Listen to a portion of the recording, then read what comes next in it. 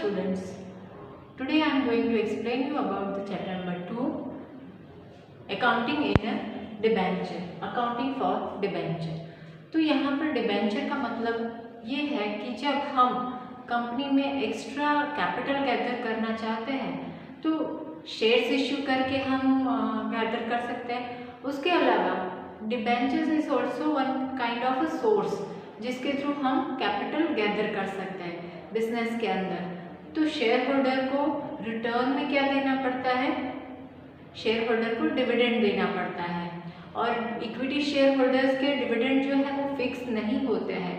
पर जब यहाँ पर डिबेंचर की बात आती है तो डिबेंचर होल्डर को जो डिबेंचर परचेज करते हैं उसको कहते हैं डिबेंचर होल्डर, और डिबेंचर होल्डर को इंटरेस्ट मिलता है। मीन्स कंपनी जो है वो डिबेंचर होल्डर को उनके इन्वेस्टमेंट के बदले में इंटरेस्ट देती है, और इसके इंटरेस्ट के अमाउंट फिक्स होते हैं। तो हम इंट्रोडक्शन की ओर जाते हैं। First is a debenture is a document acknowledging it's a डेब्ट टू द इन्वेस्टर्स। तो इन्वेस्टर्स कौन होते हैं? कंपनी के अंदर, बिजनेस के अंदर जो भी इंटरेस्टेड होते हैं वो इन्वेस्टमेंट करते हैं। तो उसके लिए एक एविडेंस है, डॉक्यूमेंट है कि हमने इस कंपनी के अंदर इन्वेस्टमेंट किया है। ओके, तो दैट इज एविडेंस, डॉक्यूमेंट है, एक्नॉलेजिंग कराता है कि हमारा इन्वेस्टमेंट इस पर्टिकुलर कंपनी के अंदर हुआ है। देन अ सर्टिफिकेट, ये एक डिबेंचर है वो सर्टिफिकेट है। उसके अंदर क्या क्या इंक्लूड होता है? Name of the debenture holder, means जो खरीदार है सामने वाला party. As a company owner हम देखते हैं तो सामने वाले को हम इशू करते हैं डिबेंचर सर्टिफिकेट, और इसके बदले में हमें पैसे मिलते हैं। ओके, और पैसे से हम बिजनेस को आगे बढ़ा सकते हैं। तो यहाँ पर name of the debenture holder certificates के ऊपर होता है। देन नंबर ऑफ डिबेंचर्स, एक जो पर्टिकुलर डिबेंचर होल्डर है वो कितना डिबेंचर खरीद रहा है वो, अमाउंट ऑफ डिबेंचर कितनी अमाउंट है वो, serial number of the debenture, debenture का serial number. Then rate of interest payable, कितने रेट पर इंटरेस्ट पे किया जाता है, तो that is decided in advance. तो यहाँ पर ये जो इंटरेस्ट रेट है वो फिक्स होता है।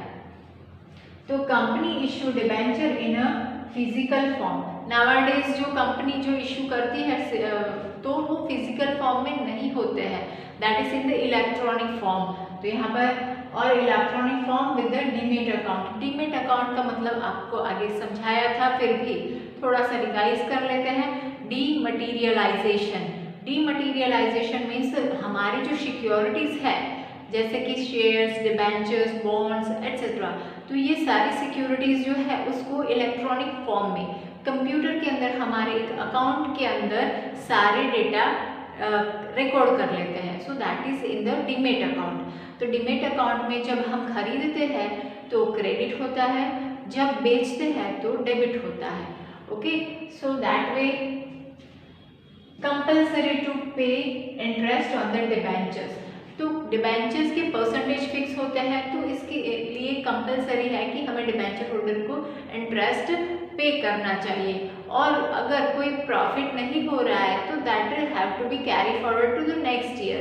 सपोज एक्स कंपनी है, उसको आज इस ईयर प्रॉफिट नहीं हुआ है और debenture holder are demanding for the interest, तो वो इंटरेस्ट इस बार तो प्रॉफिट नहीं हुआ है तो इंटरेस्ट नहीं पे करेंगे।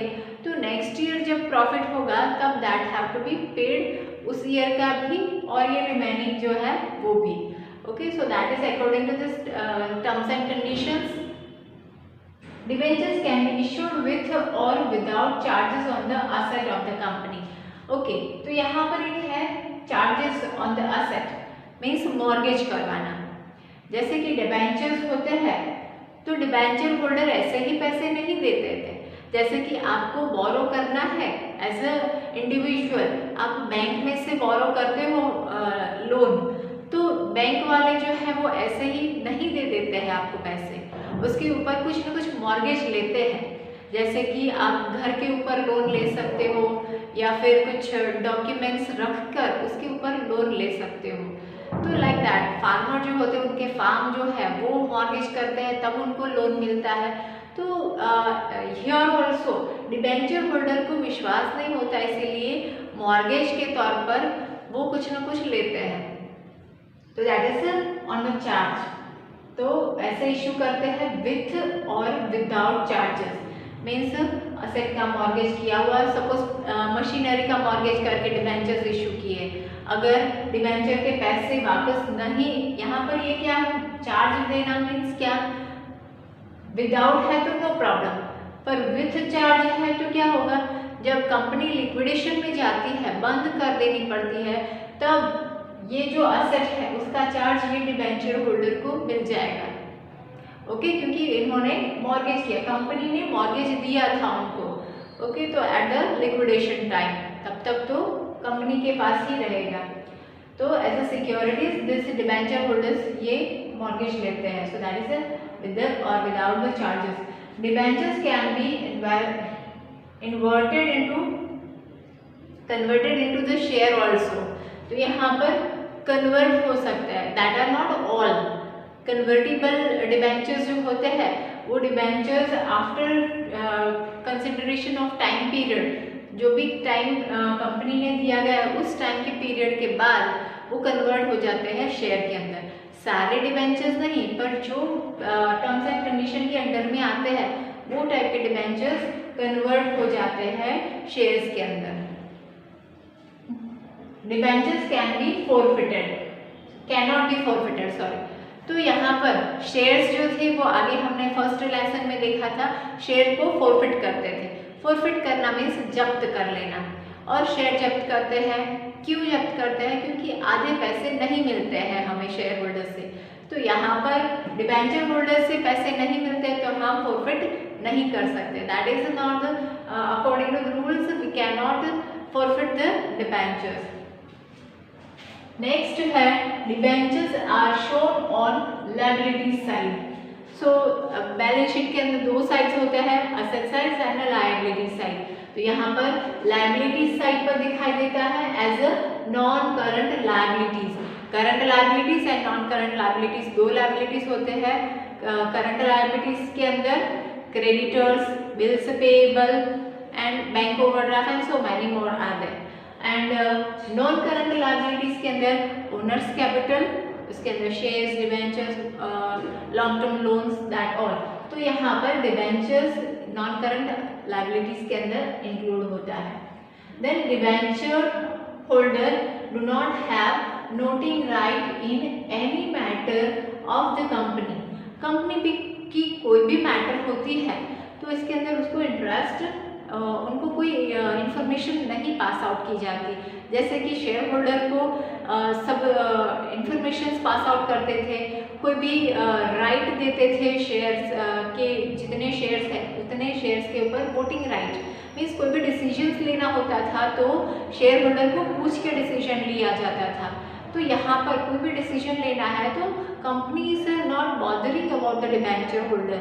डिबेंचर होल्डर को पूछ के वो डिसीजंस नहीं लेंगे, because they are not the true owner. True owner कौन है? Equity share holders. तो equity share holder are the bothering for, पर यहाँ पर इनको कोई नोटिंग राइट नहीं मिलता है।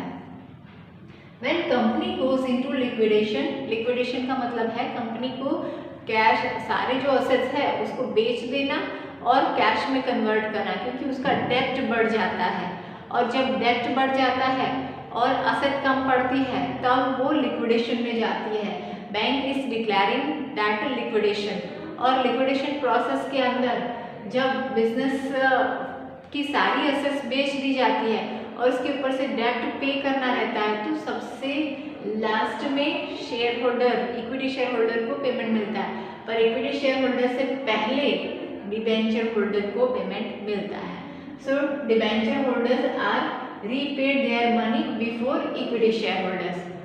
Okay, so equity share holder से पहले डिबेंचर होल्डर को पेमेंट मिल जाता है। लिक्विडेशन में एक ऐसा प्रोसेस है कि सबसे पहले बैंक ओवरड्राफ्ट को पेमेंट मिलता है, फिर क्रेडिटर्स को पेमेंट मिलता है, शॉर्ट टर्म सिक्योरिटीज, फिर लोन, शॉर्ट टर्म लोन्स, फिर धीरे धीरे ऐसे करके लायबिलिटीज को पे की जाती है।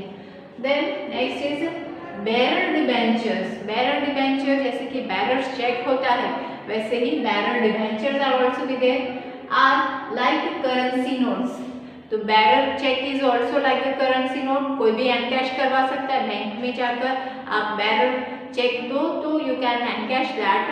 तो सेम वे यहाँ पर bearer debentures are also like a currency note. वो हम कभी भी एनकैश करवा सकते हैं. And but it is the most risky debenture, क्योंकि यहाँ पर जब खो जाता है, डिबेंचर होल्डर के पास है तो नो मैटर, पर जब अगर डिबेंचर होल्डर से वो खो जाता है या फिर मिसप्लेस हो जाता है, so that is a loss. तो ये लॉस ना हो इसलिए they have to be careful about the bearer debenture. तो ध्यान रखना चाहिए वो इधर उधर ना हो जाए या किसी और के हाथ में ना लग जाए, otherwise they can encash that amount. Then process of issuing of the debenture is like the issue of the shares. Shares issue करने का जो भी प्रोसेस होता है सेम ऐसा ही प्रोसेस डिबेंचर होल्डर्स का इशू डिबेंचर्स इशू करने का भी है. जैसे कि शेयर्स इशू करने के अंदर required to fulfil companies act के अकॉर्डिंग टू सारे धारा धोरण के अनुसार सब इंफॉर्मेशन प्रोवाइड करनी होती. रजिस्ट्रार के पास रजिस्ट्रेशन करवाना रहता था और सारे कितने डिबेंचर्स इशू करने हैं, कितने कंपनी ऑफर कर रही है और अभी कितने डिबेंचर्स इशू करने हैं, that all to fulfil the companies act and provision of SEBI. SEBI क्यों प्रोविजंस का फॉलो अप करते हैं कंपनी? क्योंकि that is of security exchange board of India. Security का मतलब है shares, debentures, bonds, long term deposits, that is सब trade deposits. तो ये जो सब है वो सब कहलाती है सिक्योरिटीज.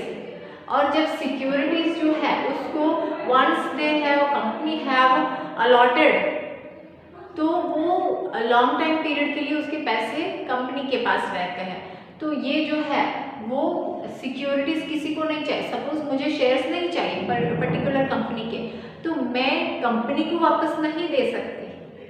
शेयर्स जो है वो आप सिक्योरिटी एक्सचेंज ये जो सेबी है स्टॉक एक्सचेंज, उसके अंदर आप सेल एंड परचेज कर सकते हो. Okay, so that is why it is the provision of the SEBI we have to follow up.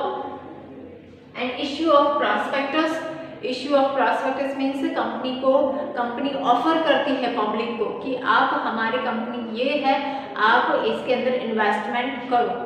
तो through prospectus company is offering to the general public, inviting the general public to invest in our country. और अगर prospectus issue नहीं करते हैं तो statement in lieu of prospectus, जो statement आता है उसके अकॉर्डिंग टू प्रॉस्पेक्टस जैसा ही स्टेटमेंट आता है, that is according to the companies act, और वो इशू करते हैं for acknowledgement of the public. जो पब्लिक को पता चलेगा, so they have to invest, they have to invest in the business. आगे हम देखते हैं डिबेंचर अमाउंट इज डेब्ट फॉर द कंपनी. डेब्ट for the company means debentures जो है, डिबेंचर होल्डर जो है वो कंपनी में इन्वेस्ट करते हैं तो कंपनी के लिए बर्डन है. फ्यूचर में उनको वो पैसे वापस देने हैं डिबेंचर होल्डर को, इसीलिए कंपनी के लिए ये डेब्ट है.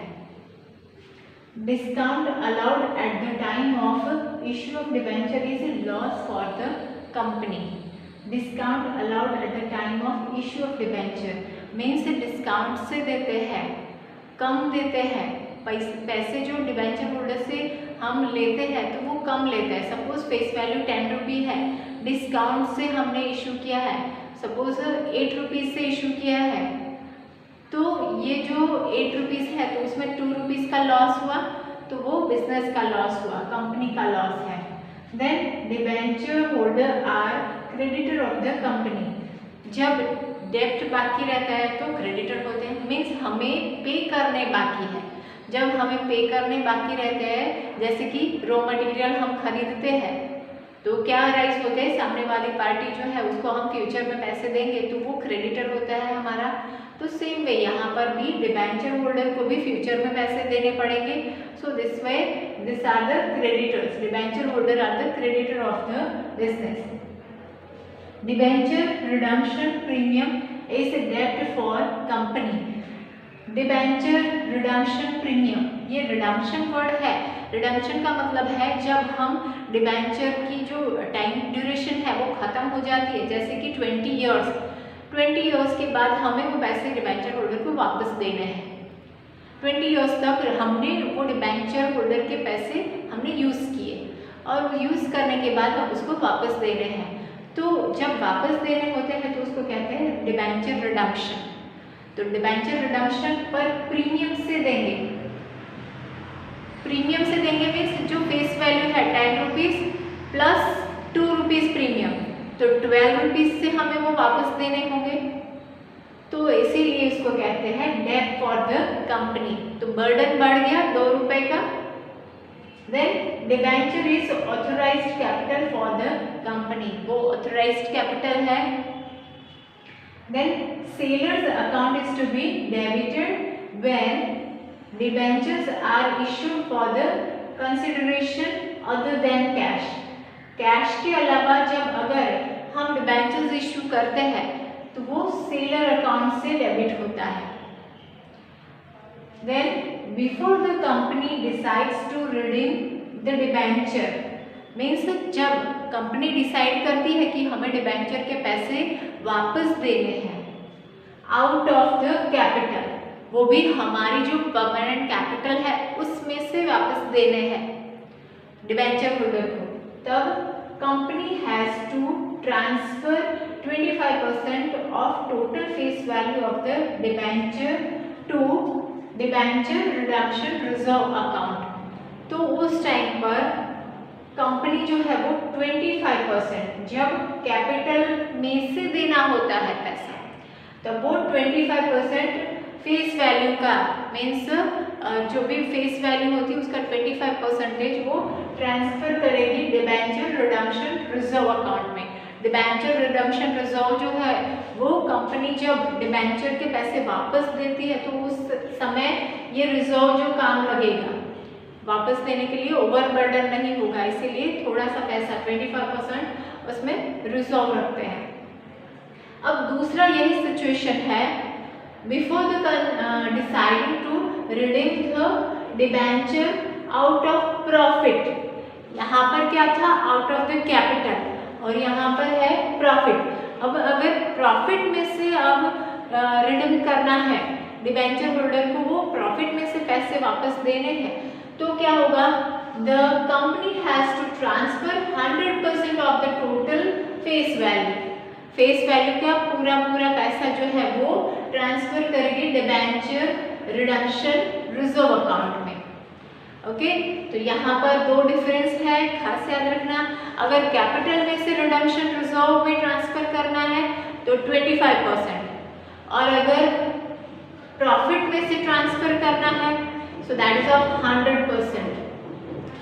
Then as per Companies Act 2014, the amount that is at least 15% of the face value of the debenture to be redeemed by the end of the financial year।